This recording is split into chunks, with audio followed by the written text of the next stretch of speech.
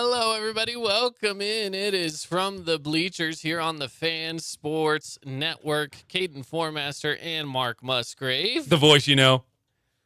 Welcome on into the show, everybody.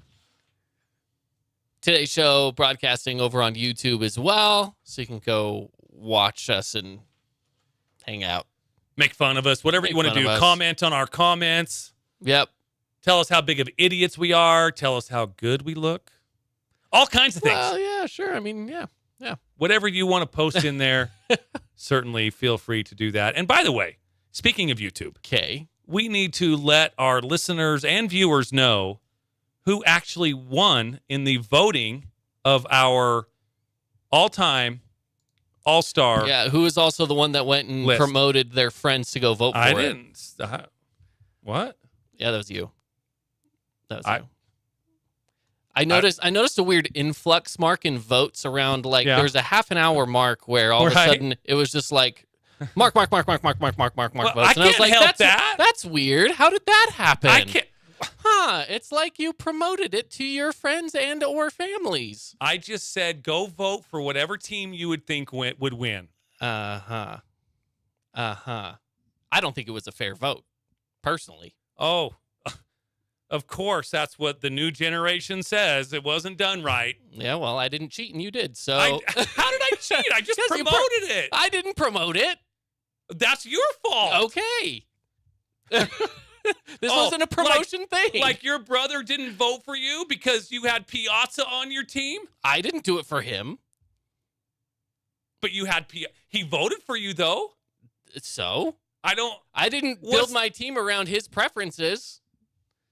But he still voted for you. Yeah, because he liked my team better. The other people liked my team. I didn't say vote for me. I just said go vote for the team. Yeah, I don't think it was story. Fair. I can pull up my old it's story. It's not 24 hours. It's been past 24 hours. And I cannot pull it up. I can show you what I put. I said go to wherever I was sending people and vote for whatever team you think would win. Yeah, and everyone voted for you because they're your friend and they don't want to make you feel bad.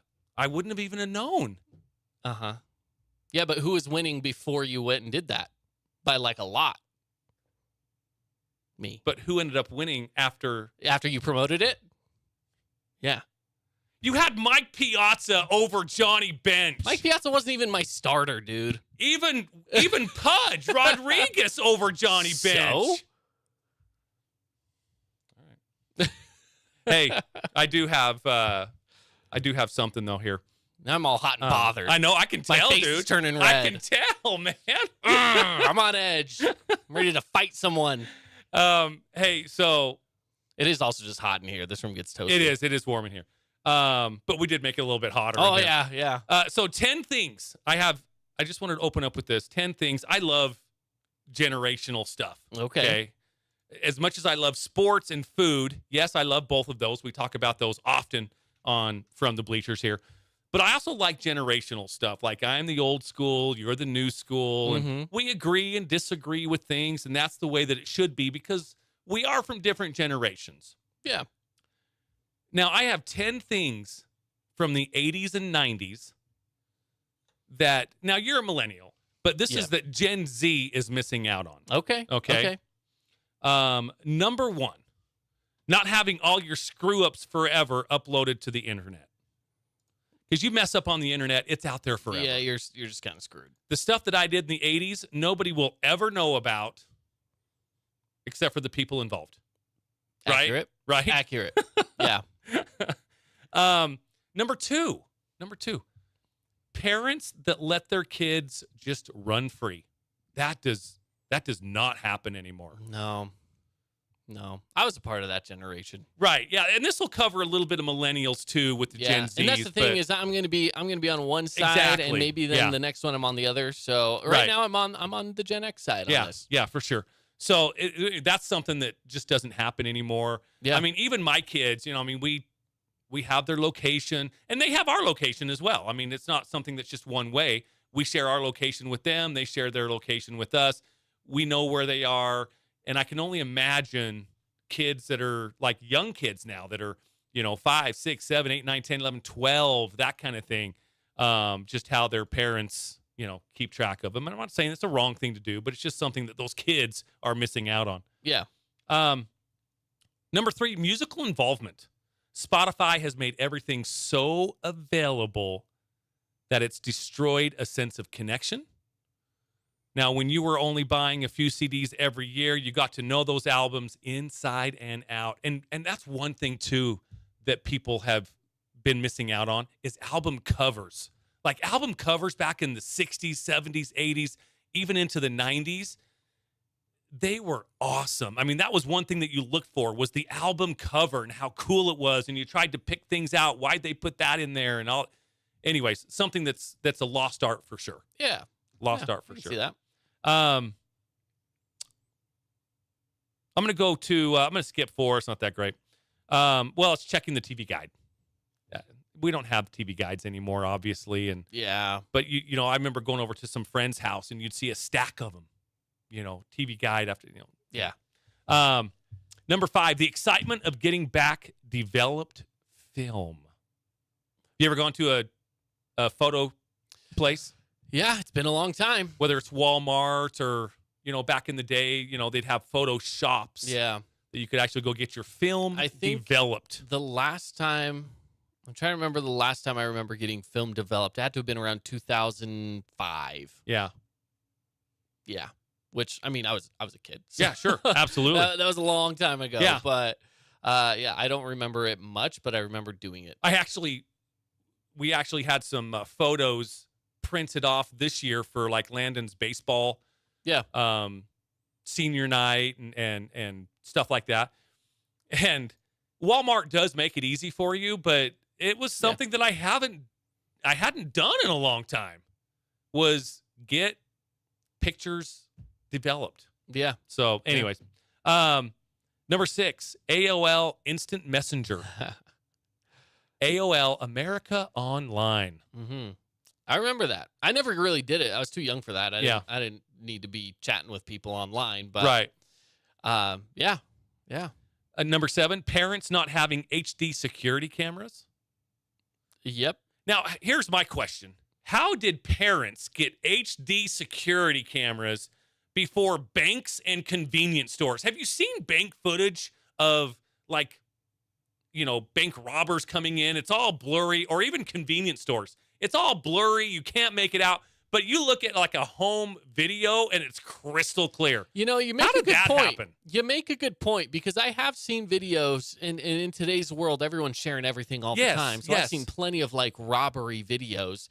And it's like, oh, that looks like Dave from across the street. You know what I mean? It's you can just tell who it is. And then in the bank video, it's like, we're trying to figure out who this is. And it's like 4 pixels of a person's face. And you're like, I don't know who that is. How is that still happening? I don't know. They got to upgrade those systems. The thing is, they probably installed those systems back in 2005. And then they just have been like, they're good. We don't need to update them. Right. They need to update them. It's funny. Now, number 8 was a big deal for me. I remember that this used to be, especially in mine and Macy's young adulthood. This was a night that you would actually do, and you would put time aside going there, and then you'd go home. Anyway, browsing the video rental store. Oh, like a Blockbuster. You'd go into night. Blockbuster or a local video store, and you would spend 45 minutes to an hour in there trying to pick out what movie you wanted to rent and watch that night or that weekend. And then you finally pick one out, and then they're all rented out. You're like, damn, you got to go right back to the drawing board and go try to pick out another one. That's something that now you don't need to leave the comfort of your couch. Absolutely. You just scroll through Netflix and then nothing good on Netflix. Let's go to Amazon. Nothing good there. It's just that it was part of date night. Yeah. Was you would set 45 minutes to an hour aside to go to the video store. And then you know at the counter they had movie food like hot tamales, popcorn, all that kind of stuff that you could actually buy and go. Anyway, something that kids nowadays will never know. When I was in my later teenage years, Redbox was the thing that became a thing, right? Yes. So for us, it was let's go to Redbox. So when I was in college, you know, if I was going on a date with somebody or whatever, part of that date would be let's go to Redbox and pick out a movie, and then we'll go back and watch the movie at my place or whatever. right? That's what we did because those video stores went away. And yes, Netflix was kind of coming around with like the streaming stuff, right? But they didn't have good movies. So Redbox was where it was at. Netflix actually started by mailing you stuff to watch, which I thought was ingenious. I thought it was weird, actually. My sister did it, and I was like, and I remember being like, "There's no late fees." They're like, "No, just send it back." Yeah, just send it back whenever. Yeah, I'm like, so weird. That's pretty weird. Yeah, and then like you said, Redbox. The nice thing about Redbox was that you would be able to return it anywhere. At any Redbox. Return it to any Redbox. So, sometimes you could take one on vacation and drop it off in California. Sometimes I would go to a Redbox, and if they didn't have the movie I'd go to the next Redbox in town, and we would we'd be hopping around trying to find that new DVD release of whatever the movie was. And then whenever you found it, you were like, okay, sweet, I found it. And then I just return it to wherever, obviously. Yes, so, I totally, I remember doing that as well. We didn't do it a lot, but we definitely did the Redbox thing for a little tiny bit. Yeah. Just having real actual boredom. Like back in the day, we were forced to be creative. We were forced to come up with a plan that day and meet up with your buddies at whether it was Mr. D's or Mr. T's or the 7-Eleven. You'd meet up at a certain time and a certain point. Then you had a plan to do whatever. I mean, there's just no...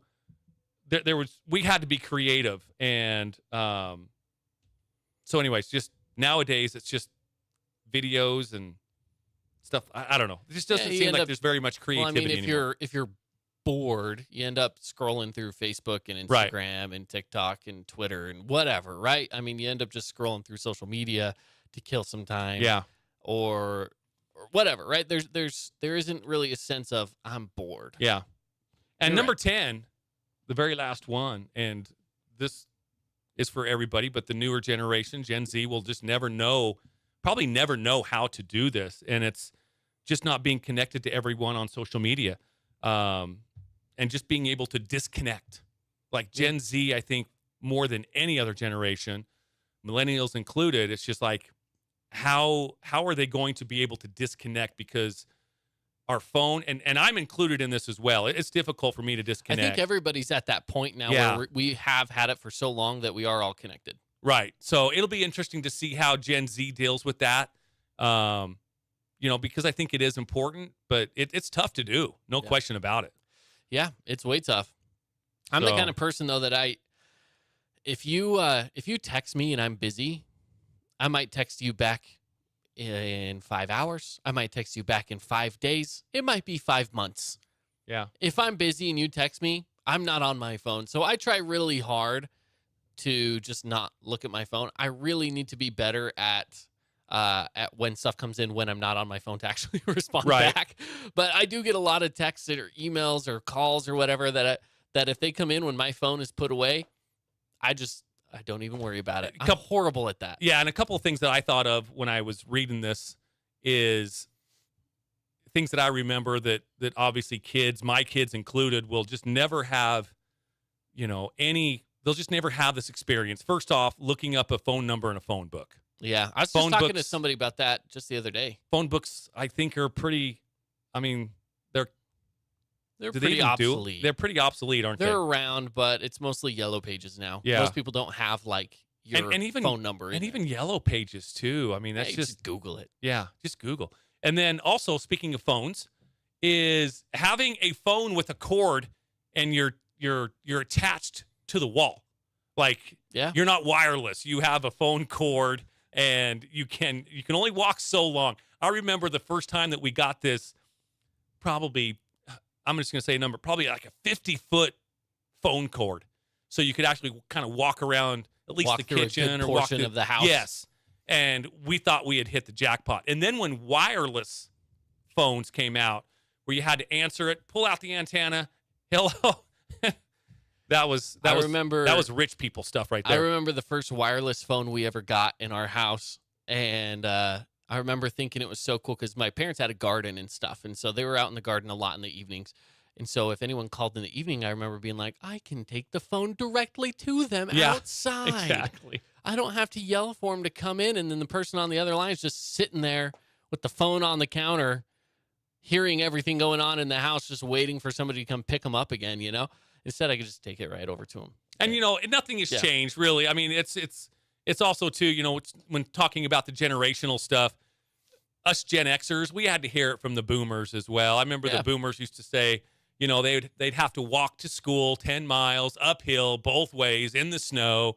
We heard that from the boomers for years, and at least us Gen Xers aren't throwing that at you. Yeah. No, what's funny, though, is you have these Gen Zers who don't know about, like, the phone thing, for example. Yeah. Who they'll come around and be like, man, wouldn't it just be a good idea to have a phone that, like, anyone in the house could use, and it's just one number for everyone in the house, and it's just the phone is always at the house. And I'm like, you're just talking about a landline. Yeah, that's a landline. That's right. Landline. Just get a landline, man, it would be nice to just have something like that. So if no one can get a hold of me on my number, then they can at least call the family phone. I'm like, then get a landline. Now, and the parents are obviously know what it would our be. younger listeners are like, what's a landline? We've talked about them. But some of our new listeners might be thinking that, like, what's a landline? They might. It's all corded in. Is right. It's all hooked up. It's crazy. Times have changed, man. Times have changed. Anyways, I saw that. Thought it'd be kind of fun to reminisce about Gen Xers and what millennials and Gen Zers, well, not all millennials, but what Gen Zers are missing out on, and maybe the latter part of the millennials. Yeah, they got to be missing out a little bit, right? Yeah. I mean, you kind of look back at the childhood that you had, childhood that I even had, and it's like, I feel like some ways they're missing out. I seriously went home when the sun went down. That's when I went home. Yeah. I mean, I don't think kids do that. I don't think parents let their kids do that anymore, and I understand, but that's just something that they're going to miss out on. The other day, and I told you this, that we went fishing the other night, right? Mm-hmm. And when I was on the way to go over... actually, it was the night before that. We had also went over to the park and were doing some stuff. And I was driving over with my mom and with a bunch of my nieces and nephews in my car. And we're driving, and my mom's like, I'm pretty proud of these kids. They haven't been on electronics at all today. And I'm like, that was just a normal day for me. And for the kids, it's like, it's an accomplishment. Yeah, for sure. It's crazy. No question about it. It's crazy, man. All right, well, we got to take a break. We got more coming up next here on From the Bleachers. Stick around.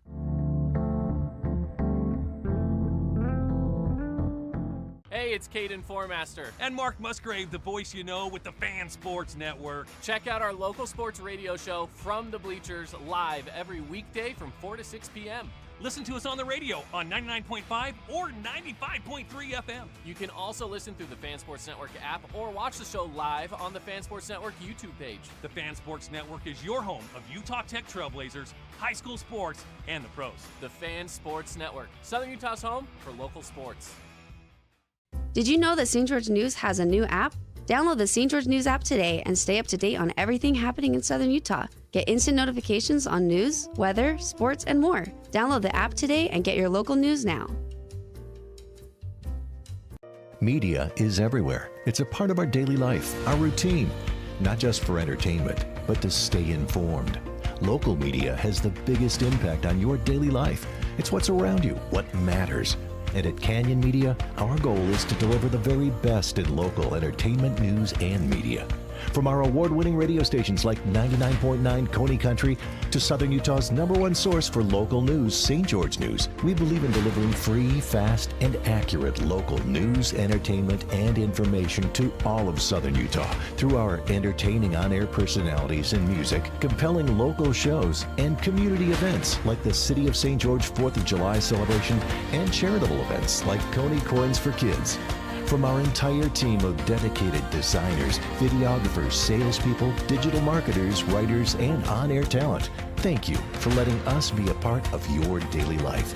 Canyon Media, here for you.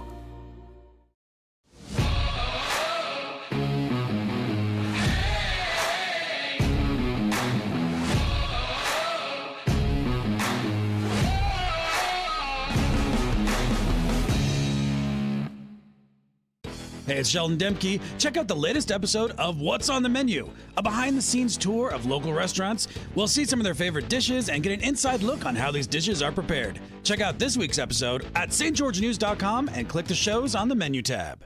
Check out this week's edition of TGIF on stgeorgenews.com. TGIF is your weekend adventure guide to all the fun and exciting things going on in Southern Utah this weekend. Find this week's edition at stgeorgenews.com and click the shows on the menu tab. Have a blast this weekend. As a local business owner, it's important to get the word out about your business. More people equals more revenue for you. Get your business in front of over 160,000 people in Southern Utah each week with St. George News. Contact St. George News today.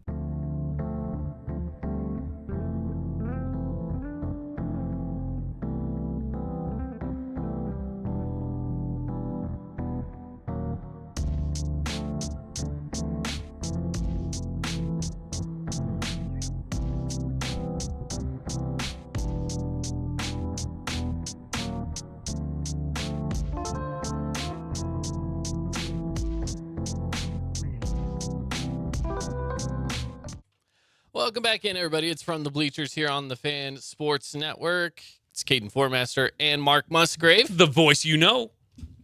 And we also have a guest in studio with us, joining us on the show today as well. So this is going to be fun. I'm excited about this. Yeah, we always like to promote some great things that are going on in the community. This is definitely one of them.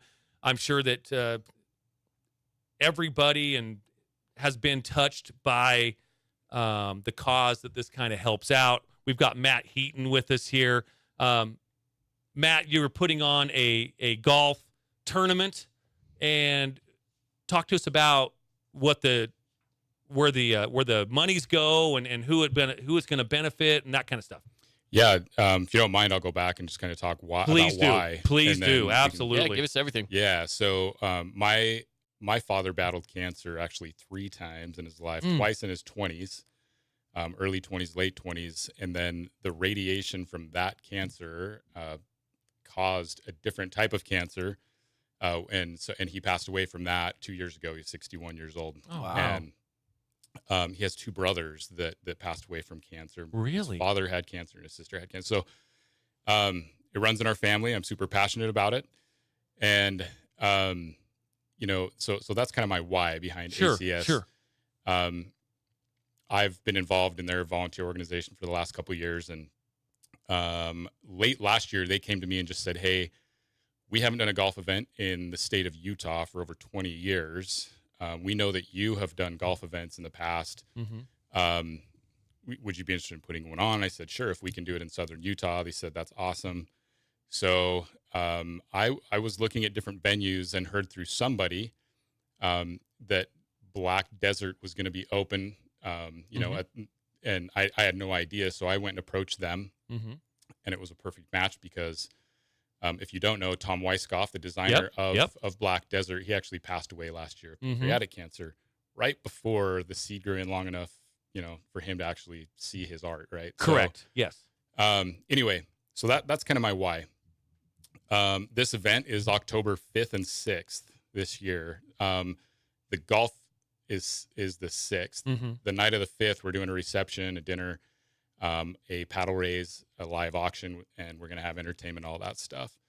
The money is going to benefit American Cancer Society, but I was able to keep some of that money here local in Southern Utah as well. And one other interesting fact is that here at our cancer center in St. George, we're actually treating more patients than IMC Cancer Center up north in Murray, which is interesting when you think about the population differences there.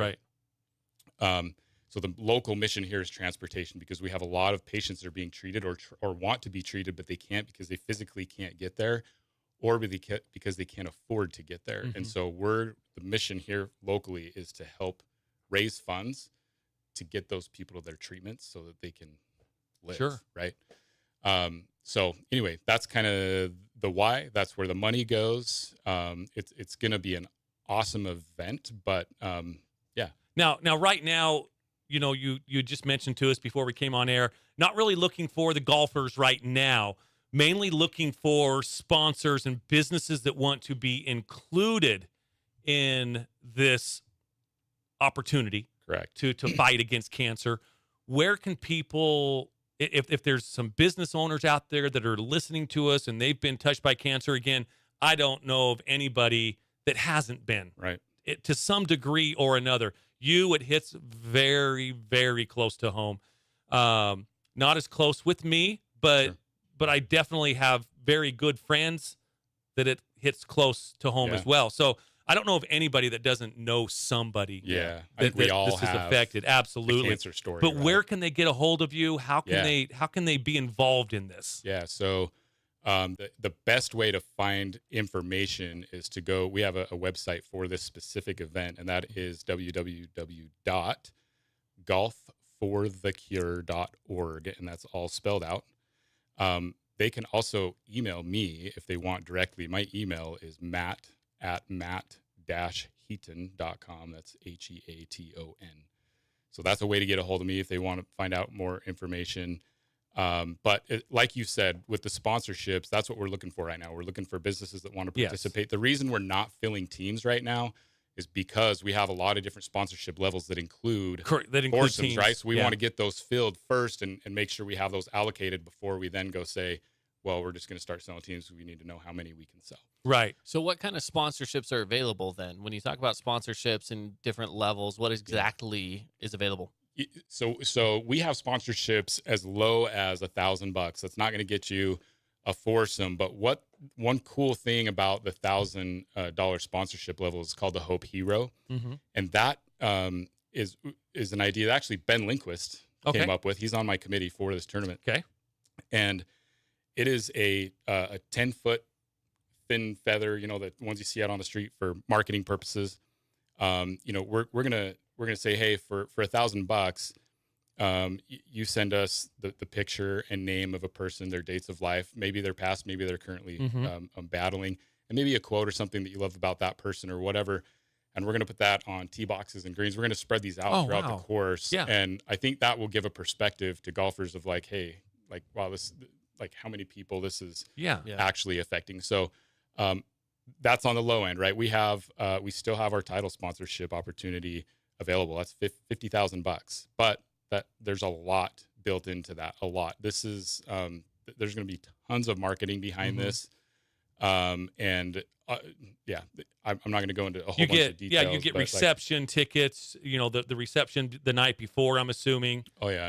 Again, you name the tournament for that. Yeah, exactly. So and we will be promoting this on Canyon Media. So there will be a lot of mentions and promotion that will include your name every time we talk about this tournament. So. Yeah. And, there's a lot of really good golf tournaments down here every year, right? The Washington County School District does an amazing golf tournament every year. The Dixie Classic is an amazing golf tournament. I've actually been part of both of those. But, this one I think is probably going to fall as being, the most prestigious golf tournament in southern Utah after this year, because this is year one. It's kind of baby steps, but it's a black desert. We just announced LPGA, PGA, right? We're getting the FedEx Cup. This is a bucket list place now, and so once this year happens, next year I feel like our list is going to fill up very, very quickly. Yeah. So it'd be good to get in this year. Yeah. And the thing is if you keep this October date, it will be being played like right around the time that the PGA Tour will actually be there. So it'll be closer to PGA Tour conditions. If you've ever wanted to golf a PGA Tour course in PGA Tour conditions, this will be very close.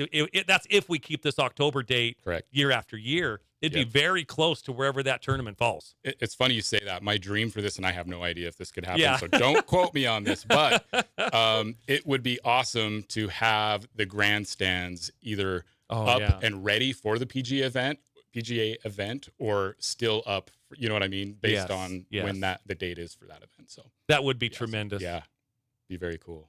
Tremendous. So again, and we'll try to get this information up on our social media too, where you can be directed to the website. Again, one more time, the website? Yeah, the website, www.golfforthecure.org, and that's all spelled out.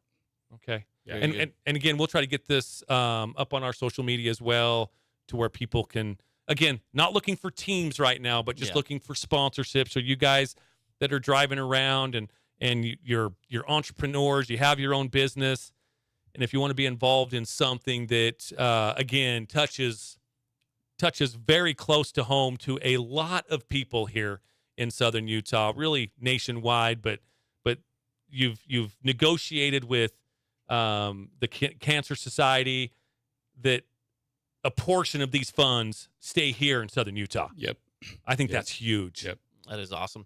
Now, obviously, you're not taking signups yet. Still looking for sponsors. But out of curiosity, is this a scramble format kind of a tournament? What's it look like? Yes, it will be a scramble format. But this will be one that is not any. They're not going to be licorice or mulligans or anything like that. Right, this will be a scramble. Best team wins.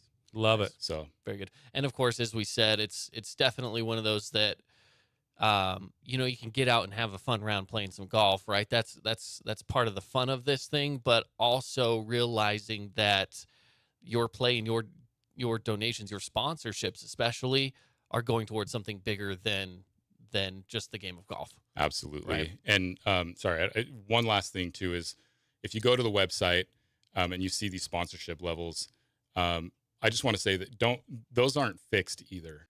We're super flexible. Oh, sure. Okay. On this. So we can create and be, creative, I should say, on how we do these sponsorships. We've already done that. So don't look at these and be like, oh my gosh, I can't do any of those. Like, get a hold of us and, look me up on Facebook, or again, my email's matt@matt-eaton.com. And yeah, let's talk. Yeah, that would be awesome to have a few of the par fives or whatever just lined in these hero signs. Yeah. Just lined with them. I think that would be, I just got goosebumps. Isn't it I cool? think that would be tremendous for all of the people that have battled cancer, all of the people that are surviving it right now as well, that have gone through the treatments and survived. Yeah. We don't want to forget about them. Right. So this would be awesome to really have Black Desert just with the hero signs and all this kind of stuff. So again, if you're a business owner and you want to be involved in this, check the Fan Sports Network. We will have something up on our social media soon where you can contact Matt, be directed to the website, and be involved in this awesome charity golf tournament. Yeah. It's going to be great. Love it, Matt. That's very good. That's very good. Anything else that we missed out on? No, man. I think that's it. I appreciate you guys doing this. I will tell you, just golfed in a tournament this past weekend. Yeah. Team Musgrave and Gardner. We took first place at the Red, White, and Blue tournament up at the Ledges. So, really? We're champions. We might be, we might need a team in here. 17 under, no mulligans, no licorice, no nothing. I like it. I had some ringers. What's your handicap? I had some ringers. I'm about a 13. Okay. But respectable. I had a 4-year Utah Tech Trailblazer golfer on my team. Okay. My son's assistant pro down at Wolf Creek Golf Course. Ooh, I just played there. And did you? Yeah. You probably met my son. Did. He's the young one that works at the pro shop. Okay. Yeah. I talked to him. Did you talk to him? Yes. Yeah, that's my boy. Yeah. And then my other boy is just graduated from Desert Hills. He's a baseball player going on to play college ball, but just one of those athletic dudes that just can do pretty much whatever. And he was awesome. Banging the ball. Yeah, Team Musgrave and Gardner might need to be involved here.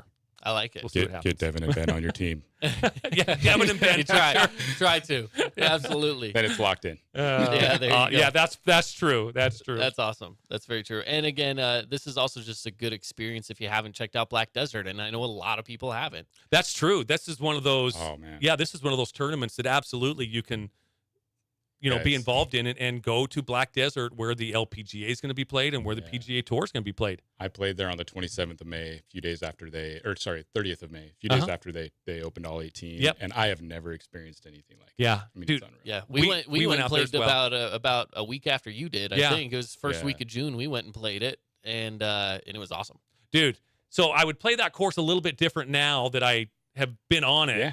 Because there's some blind shots and things that you don't know what's going on up ahead of you. Yeah, dude, and there was this par 5. I just laced this hybrid.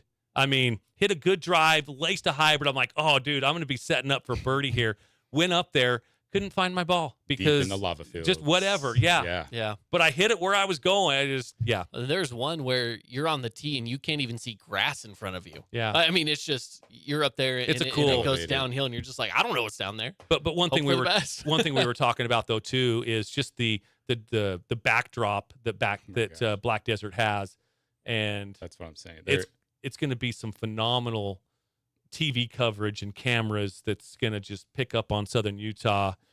And whether we like it or not, people are coming here. Bringing people. People are coming here. Whether you like it or not, Southern Utahns. I had a buddy just literally send me an email and about some business stuff. Yeah. At the bottom of his email, he's like, by the way, I saw something about a PGA event happening in St. George, Utah. So I clicked on the link and I saw this amazing, beautiful course. Mm-hmm. Is this? And he said, "Is this real?" And I wrote back and I was like, "It's real, bro." Yeah. And he's like, "Well, it's on my bucket list." Yeah, exactly. And that's the thing. I think that not only the course is on a lot of people's bucket list, as it should be, but an event obviously trying to make it to the PGA or LPGA event, and I would dare say now trying to make it to this fundraiser event as well. Yeah. should also be on your list. So lots of reasons to get over there. It's going to be great. So love it. Thanks again for joining us. Yeah, I appreciate you guys. Yeah, Absolutely. Matt, thank you so much. Yeah, well, let's take a break. We got more coming back, so stick around with us here on From the Bleachers.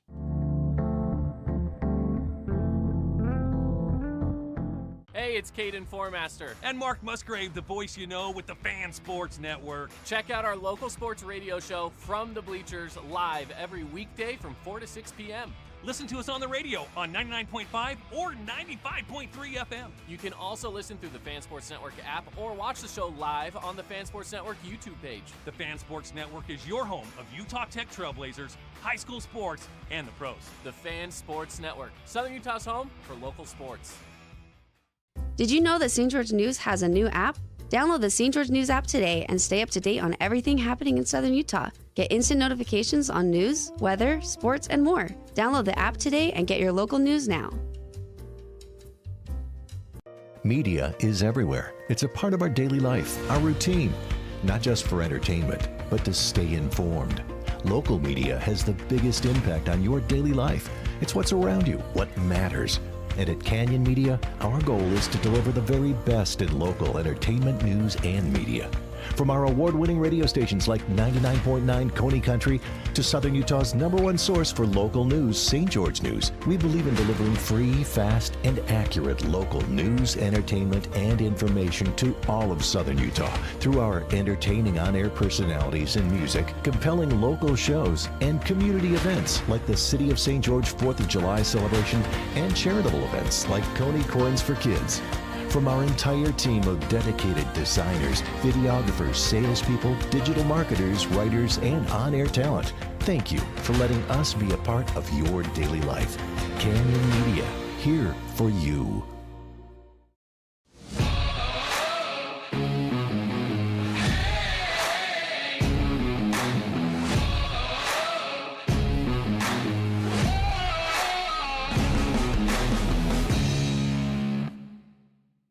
Hey, it's Sheldon Demke. Check out the latest episode of What's on the Menu, a behind-the-scenes tour of local restaurants. We'll see some of their favorite dishes and get an inside look on how these dishes are prepared. Check out this week's episode at stgeorgenews.com and click the shows on the menu tab. Check out this week's edition of TGIF on stgeorgenews.com. TGIF is your weekend adventure guide to all the fun and exciting things going on in Southern Utah this weekend. Find this week's edition at stgeorgenews.com and click the shows on the menu tab. Have a blast this weekend. As a local business owner, it's important to get the word out about your business. More people equals more revenue for you. Get your business in front of over 160,000 people in Southern Utah each week with St. George News. Contact St. George News today.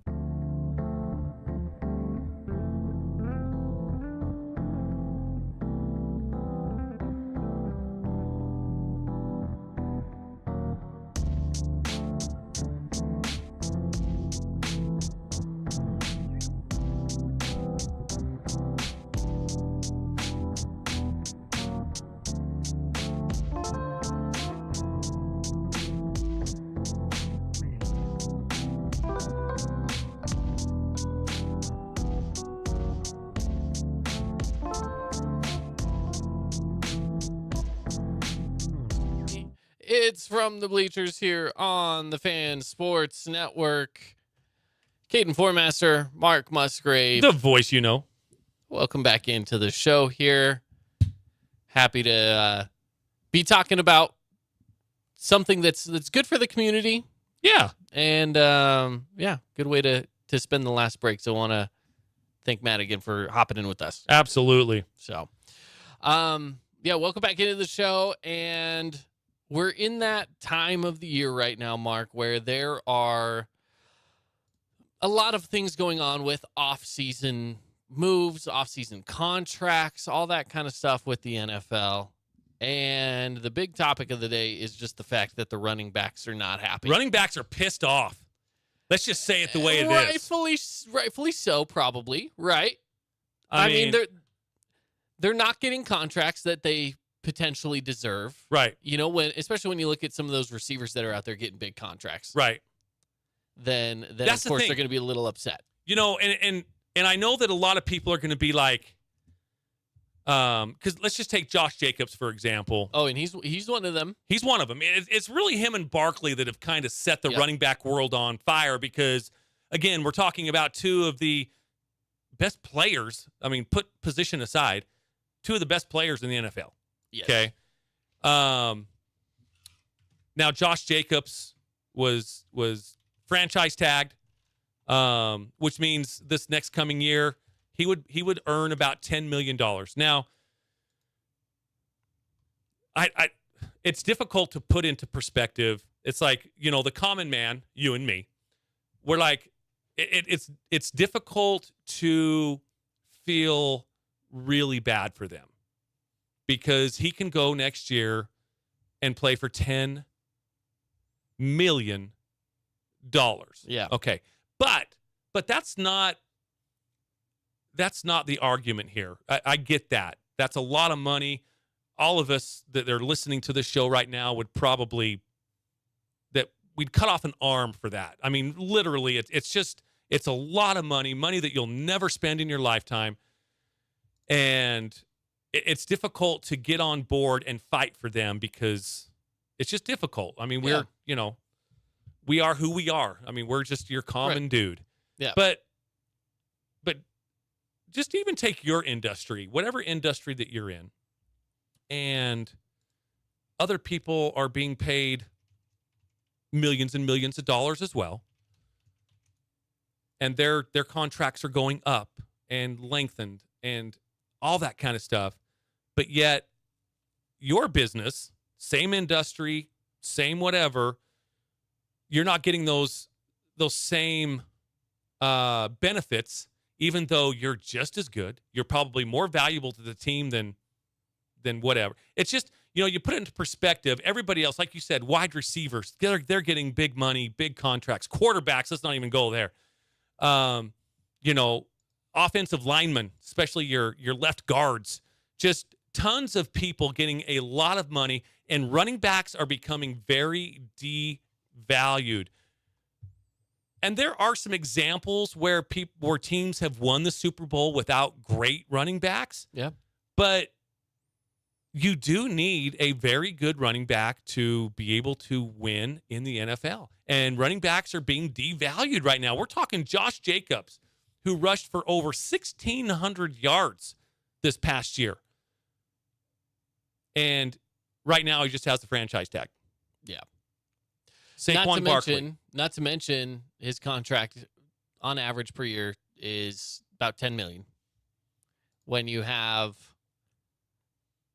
most receivers, like you name the best receivers in the league, they're making it at minimum 20 a year. Yeah. Double is like minimum for your really good receivers. And right? I would say that the running back touches the ball, like your Josh Jacobs, your Saquon Barkleys, they touch the ball more than Devontae Adams or Justin Jefferson, that kind of deal. I mean, your running backs are touching the ball even more. They're touching the ball really, they're the third, probably in third place right there behind the center and the quarterback. Mm-hmm. Where agree. they actually have the pigskin in their hands. Yes. But yet running backs are just being devalued. They just, you know, ownerships and general managers and directors of football, They just feel that there's another guy that can kind of just slip into there and take their spot. I mean, I know that running backs get hit a lot. You know, durability becomes a question, and that's kind of where ownership really tries to fight the long-term contracts because of durability issues with running backs. But, you know, I remember back in the day, and again, I'm going to go back into the 80s here, 70s, 80s, and even into the 90s, where running backs, you know, those were your Heisman Trophy winners. I don't know if there's been a running back win a Heisman Trophy, and I don't know, when's the last one? There's been some that have been considered, but it's always quarterbacks now. Honestly, the last I can think of was Reggie Bush, and then his got taken away. So right. Yeah, that's what I'm saying. No. So, I mean, running back has just been the running back position has been totally changed in the past, certainly for the past 15 years. But when you go back 30 or even 35, 40, it's insane how the running back position has been devalued. Like, there's NFL drafts. There's NFL drafts, not all, but there's NFL drafts that they'll go 3 rounds. Yeah. Until the first running back is chosen. The last running back was Mark Ingram, 2009. Okay, so that's 14 years. 14 years. It's a long time ago. Alabama running back. Before that was Reggie Bush.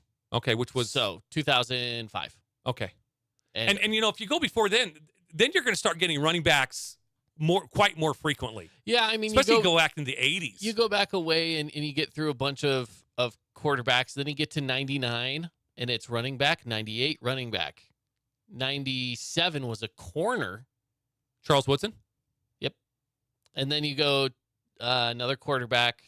Then it's running back again. In the 90s alone, from 1990 on, there was a quarterback, a wide receiver, another quarterback, a quarterback, running back, quarterback, corner, running back, Go into the 80s and tell me how many running backs. So running backs made up half of the Heisman Trophy winners in the 90s.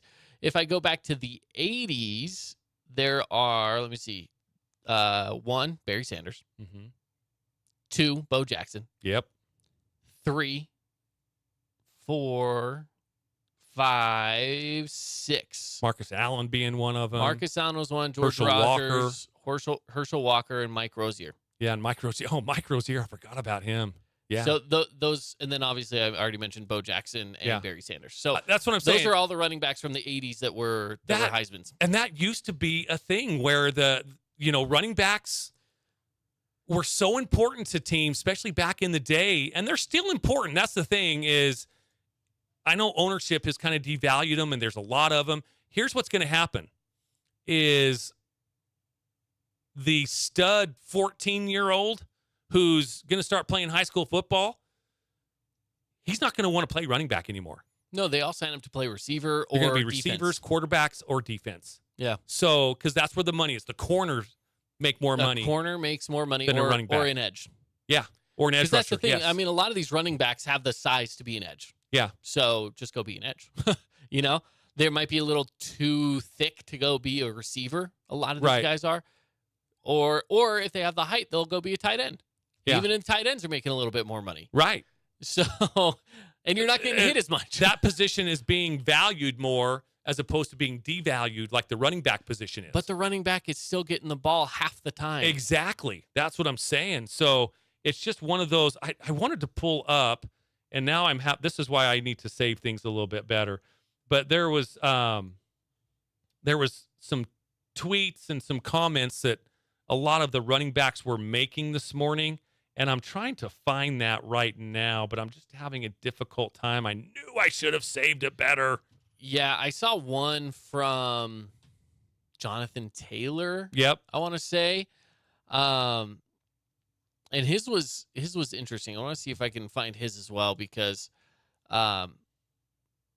it was well thought out, I thought, personally.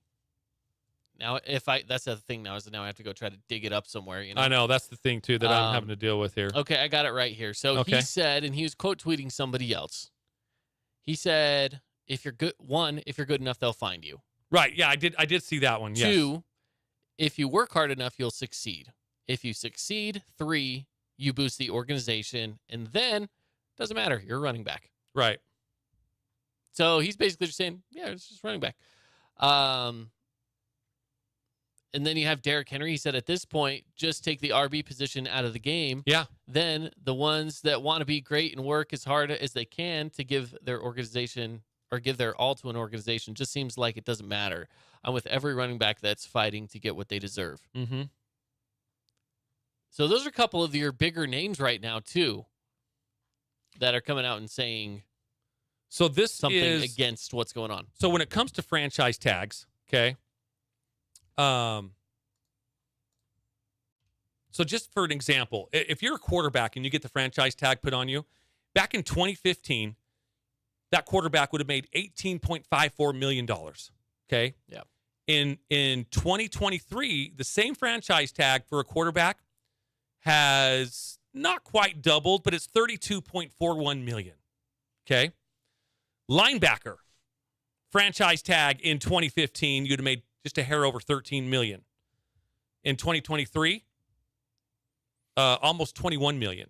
So again, a nice little bump in salary for linebackers. Wide receivers, franchise tag in 2015, you'd have made close to $13 million. Franchise tag in 2023, almost $20 million. So again, nice little bump. Okay. I'm going to go defensive end, had a $5 million bump. Defensive tackle had a $7 million bump. I'm not going to go over those numbers. Cornerbacks had a $5 million bump. Tight ends had a $2 million bump. So not a lot for tight ends, but again, still moving in the right direction. Okay. Safeties, $5 million bump from 2015 to 2023. Now we're here to the running back, okay? Back in 2015, franchise tag for a running back, $10.95 million, okay? Okay. In 2023, $10.09 million. All right, it's going down. Went down. Going down. The only position to go down. Even kickers and punters got a $1.5 million bump from franchise tag from 2015 compared to 2013. Yeah. Running back is the only position that went down. Only position that went. And this is why running backs are pissed off today. Rightfully so. Rightfully so. I mean, Josh Jacobs, Saquon Barkley, again, two of the best players, not just at their position, but really in the NFL. I would just say, all right, put me in as a receiver then. Count me as a slot. Yeah, You know? I don't know how. Yeah, I don't know when you do your contracts if you're like, if you're pigeonholed into putting a position down. I really don't. You'd almost have to be because. Well, you got your guys like Taysom Hill. Like Taysom Hill. Yeah, like would he be franchise tagged as a quarterback or as a tight end or as a wide receiver? Yeah. Very Special interesting. Teams, who knows? Yeah, I don't know. But again, if you can maybe try to find some loopholes, I guess. Right. I don't know. But they have a legit gripe right now. Oh, there's no question. There's no question. Yeah, it's just I was listening to the drive this morning on my way to work, and they were talking about Josh Jacobs and the Raiders, and Devin Dixon, put out the story what Josh Jacobs did for his team, and flew across the country and then back, and because of circumstances and stuff like that, but and then the team is doing this, and they were saying, well, they should have signed, they should have extended him after his 4 years with that 5th year extension. You have that time. And I was like, well, here's the problem. When I came into work, I popped into the studio and I said, here's the problem. Last year, Josh Jacobs only ran for 800 and something yards. Okay.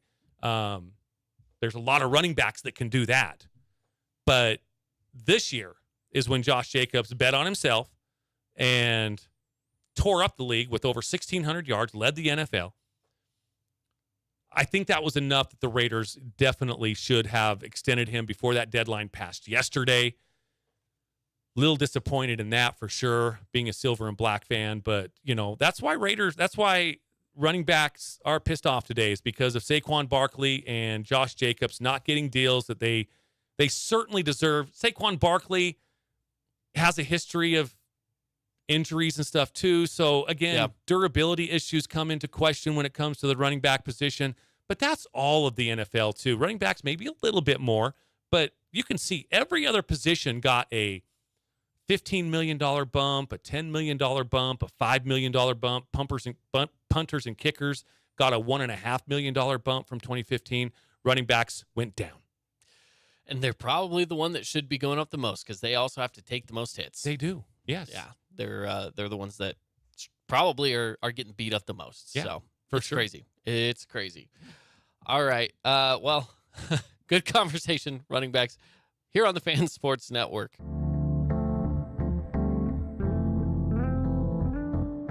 Hey, it's Caden Formaster. And Mark Musgrave, the voice you know with the Fan Sports Network. Check out our local sports radio show, From the Bleachers, live every weekday from 4 to 6 p.m. Listen to us on the radio on 99.5 or 95.3 FM. You can also listen through the Fan Sports Network app or watch the show live on the Fan Sports Network YouTube page. The Fan Sports Network is your home of Utah Tech Trailblazers, high school sports, and the pros. The Fan Sports Network, Southern Utah's home for local sports. Did you know that St. George News has a new app? Download the St. George News app today and stay up to date on everything happening in Southern Utah. Get instant notifications on news, weather, sports, and more. Download the app today and get your local news now. Media is everywhere. It's a part of our daily life, our routine, not just for entertainment, but to stay informed. Local media has the biggest impact on your daily life. It's what's around you, what matters. And at Canyon Media, our goal is to deliver the very best in local entertainment, news, and media. From our award-winning radio stations like 99.9 Coney Country to Southern Utah's #1 source for local news, St. George News, we believe in delivering free, fast, and accurate local news, entertainment, and information to all of Southern Utah through our entertaining on-air personalities and music, compelling local shows, and community events like the City of St. George 4th of July celebration and charitable events like Coney Coins for Kids. From our entire team of dedicated designers, videographers, salespeople, digital marketers, writers, and on-air talent, thank you for letting us be a part of your daily life. Canyon Media, here for you.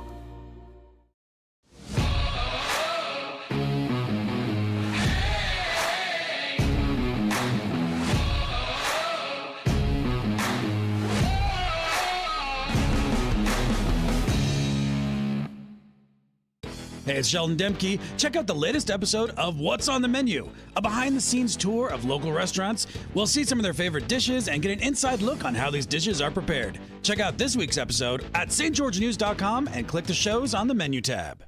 Check out this week's edition of TGIF on stgeorgenews.com. TGIF is your weekend adventure guide to all the fun and exciting things going on in Southern Utah this weekend. Find this week's edition at stgeorgenews.com and click the shows on the menu tab. Have a blast this weekend.